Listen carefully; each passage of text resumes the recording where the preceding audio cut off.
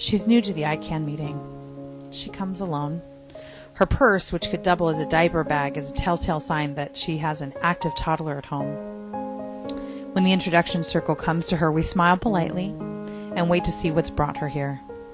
I haven't really discussed this much. It's only been about 1.5 years. But I just wanted to see what this meeting was about, she begins. Tears well up immediately, and she shares her story. My heart drops. Her pain is palpable. I feel like every few meetings, we have a woman come in for her 18-month cry. Sometimes it coincides with the second pregnancy, but more often than not, it's just the space that woman needs to process. When she speaks, she doesn't talk about the surgery itself. She talks about the misinformation she was given beforehand. The doctor who left on vacation 2 days after her birth.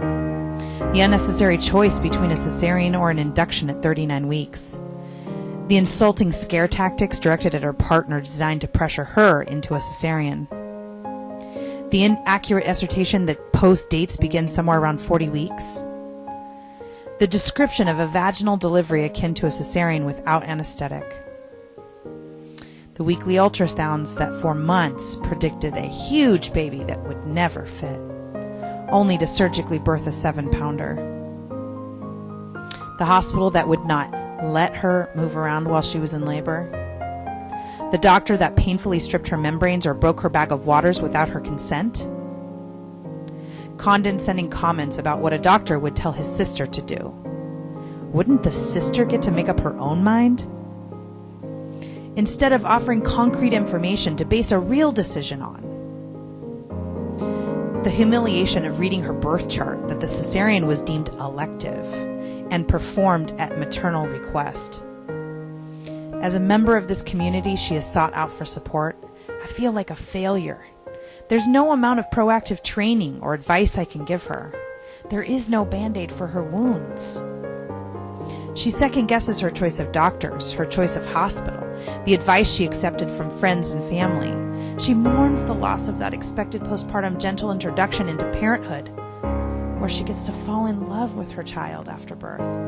She describes her struggles of adjusting to new parenthood while recuperating from a surgical evisceration.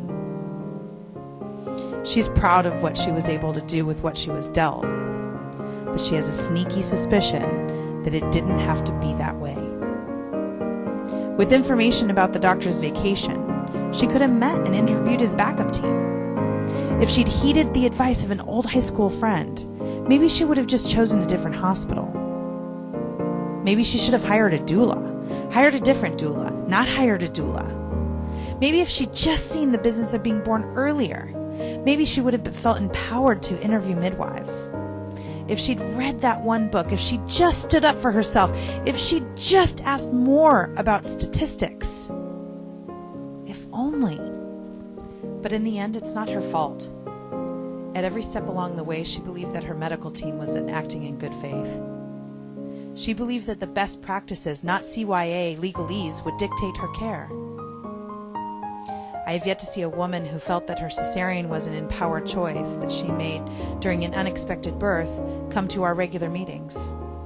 Cesarean moms who were treated honestly and respectfully during their birth process only come to the meetings to prepare for a VBAC or as a guest when the topic is mom-powered cesareans.